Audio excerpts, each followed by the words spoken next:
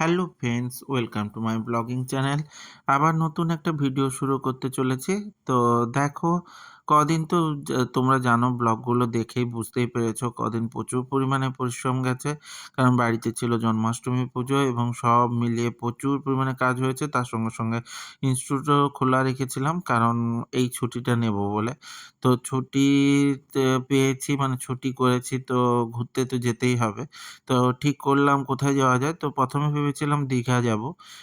কিন্তু অনেকগুলো কাজও ছিল। তো তাই কলকাতা যাবো বলে ঠিক করলাম। তো কলকাতা যাবো বলে বেরিয়ে পড়েছি। কিন্তু মনের মধ্যে ভীষণ একটা ভয় ছিল। তো ১ম এ বাসে উঠে পড়েছি। তো বাসে উঠে নিমতৌড়ি চলে এসেছি। এসে তো ১ম এ কোনো গাড়ি পাইনি। অনেকক্ষণ দাঁড়িয়েই ছিলাম। তো কলকাতা গাড়ি যেগুলো আসছিল কোনোটাতেই সিট ছিল না। তো ঠিকঠাক করে মানে সিট না হলে অতটা জার্নি, তো তার সঙ্গে পাপাই আছে ছোট, ও তো ছোট। ওর ক্ষেত্রে দাঁড়িয়ে যাওয়াটা খুবই চাপের হয়ে যাবে।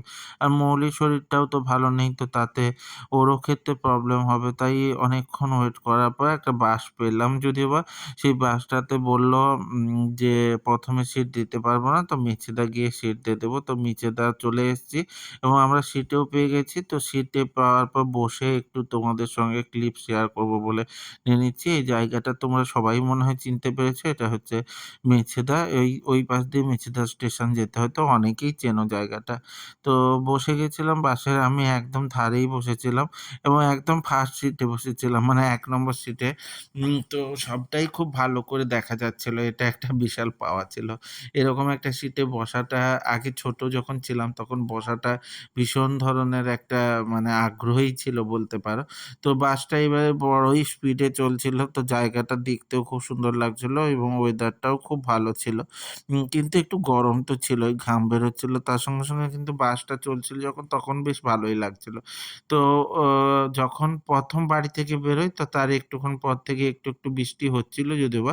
তারপরে আর কোনো বৃষ্টি পাইনি। তো এই দেখো, আমরা দীঘা অ্যা বারাসাত বাসে উঠেছিলাম, মানে ডানলপে যাবো বলে। তো তোমাদের একদম সামনে থেকে ক্লিপ দেখাচ্ছি। দেখো কত সুন্দর দেখাচ্ছে। জায়গাটা সত্যিই খুব সুন্দর দেখাচ্ছে। তো দে আমার তো এগুলো খুবই পছন্দের জায়গা। তোমরা কে এসছো বলো? মেচেদা বা এই নিমতৌড়ি, অনেকেই দীঘা যাওয়ার সময় এই রুটটা দিয়েই যায়। কারণ এটা পার্টিকুলার দীঘাই রুট। তো এই রুট দিয়েই যত বাস দীঘা যায় সবাই এই রুট দিয়েই যায়। তো জায়গাটা খুবই সুন্দর। আর দেখো, আকাশটা তো ভীষণই সুন্দর ছিল, ভীষণই দেখতে সুন্দর লাগছিল। আর এরকম জায়গায় ট্রাভেল করতে তো দারুণই লাগে। তোমাদেরকে আমি এই ক্লিপগুলো না দিলে একটু মন খারাপই করতো। তাই অনেকক্ষণ ধরেই একটু ক্লিপগুলো নিয়েছি। জায়গাটা দেখো বেশ ভালো লাগছে এবং জার্নিটাও খুব ভালো ছিল এবং স্মুথ ছিল। বেশ ভালোই লাগছিল। তো কেন আমি ভয়ে কলকাতা গেলাম বা যেতে হলো এরকম বলেছিলাম, তার কারণ হচ্ছে এখন তো তোমরা জানোই আরজিকরের পরিস্থিতি নিয়ে মাঝে মিটিং মিছিল হচ্ছে। যদিবা আমি যে সমর্থন করি না তা নয়, অবশ্যই সমর্থন করি। কিন্তু রাস্তায় বেরোতে গিয়ে যদি কোনো কারণে জ্যামে পড়ে যাই বা কোনোভাবে যদি বাস আটকে যায় বা পৌঁছতে না পারি, আবার একা থাকলে কোনো ব্যাপার না। তার সঙ্গে মৌলি, পাপাই দুজনেই ছিল। তো ওদেরকে নিয়ে যদি কোনো কারণে রাস্তার মধ্যে আটকে যাই, তাহলে তো কিন্তু ভীষণ ধরনের প্রবলেম হয়ে যাবে। না পারবো ফিরতে, না পারবো যেতে। তো তবুও যেহেতু ছুটি নেওয়া হয়ে গেছিল, তো অবশ্যই ছুটিটা তো না হয় নষ্ট হয়ে যাবে। তো যেতে কোথায় যাই, তো আ দীঘা যেতে গেলে একটা ভীষণ পরিমাণে খরচের ব্যাপার ছিল। কারণ আমরা তো অতটা উচ্চ মধ্যবিত্ত নয়, আমরা নিম্ন মধ্যবিত্তই মানুষ। কারণ সবকিছুই বাজেটের সঙ্গে চলতে হয়।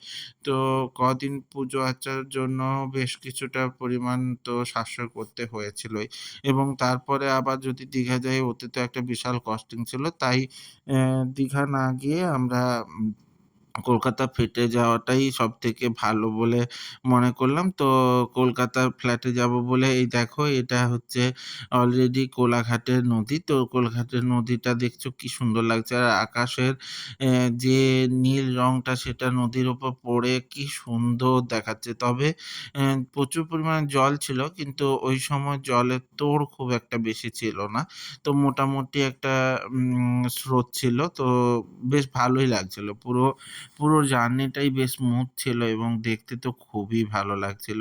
তো পুরো নদীটাই আমি ক্যাপচার করার চেষ্টা করেছি তোমাদের যাতে শেয়ার করতে পারি। তো তোমাদের এরকম ধরনের জার্নিগুলো কেমন লাগে বা তোমরা কে এই নদীটার উপর দিয়ে গিয়েছো বা কবে গিয়েছো সেটা একটু আমার সঙ্গে কমেন্টসের মাধ্যমে শেয়ার করো। কারণ তোমাদের কমেন্টগুলো পেলে তো খুবই ভালো লাগে। তো অনেকেই অনেক কমেন্ট করছো সেগুলো কিন্তু আমার ক্ষেত্রে খুবই ভালো লাগছে। আর আমি এরকমভাবে ব্লগ করা শুরুর পর থেকে যে পরিমাণ তোমাদের কাছে সাপোর্ট পেয়েছি এটা বিশাল ব্যাপার। তো তারপর আর কোনো ভিডিও ক্লিপ নিইনি মাঝে। তো একদম দেখো বালি ব্রিজে চলে এসেছি। তোমরা তো এই ব্রিজটা সবাই জানো। আর কলকাতার ক্ষেত্রে তো এই ব্রিজটা সবাই চেনে আমার যতদূর ধারণা। তো এরপরে গিয়ে ডানলপে নেমে পড়েছি। ডানলপে নেমে পড়ার পর অনেকক্ষণ কিন্তু বাস পাইনি। অনেকক্ষণ দাঁড়িয়েছিলাম। তো একটু চিন্তাই হচ্ছিল। এবার যদি বাস না পাই তখন কিভাবে যাওয়া যেতে পারে? তো অনেকক্ষণ বাস না থাকার পর কিছুক্ষণ পর যদিও বা বাসটা এলো। বাসটা ফাঁকাই ছিল। তো খুব একটা তখন উম আর মনে হয়নি যে তবে বাসটার একটা সুবিধাই ছিল একদম নাগেরবাজার প্রপার বাস পেয়ে গেছিলাম। একদম ডায়মন্ড প্লাজায় এসে নেমেছি। তো খুব একটা প্রবলেম হয়নি। তো একদম দেখো কিছুটা তোমাদের সঙ্গে বাসের এরিয়াগুলোও একটু তুলে নেওয়ার চেষ্টা করছিলাম। তো এই জায়গাটাও তোমরা সবাই মোটামুটি চিনতে পেরেছো। তো বাসটা ভিড় ছিল না। তো আমরা বসে গেছিলাম। তো এরা পরে উঠেছিল তাই দাঁড়িয়েছিল। তো নেমে পড়ে খিদে পেয়ে গেছে। আর খেতে হবে। আমরা কিন্তু চিকেন রোল চিকেন প্যাটিস টাইপের একটা খেয়েছিলাম আর চিকেন পকোড়া খেয়েছিলাম। তো দেখো যাই হোক আমার সাথে এইভাবে জুড়ে থাকতে অবশ্যই লাইক, কমেন্ট, শেয়ার করে দিও। আর YouTube থেকে দেখলে অবশ্যই সাবস্ক্রাইব করে দিও। আর সাথে থাকা বেল আইকনটা ক্লিক করে দিতে ভুলে যেও না যাতে আমার ভিডিওগুলো তোমাদের সামনে সবার ১ম এ চলে আসে। এইভাবেই সাথে থেকো, সঙ্গে থেকো, জুড়ে থেকো, ভালো থেকো। টাটা।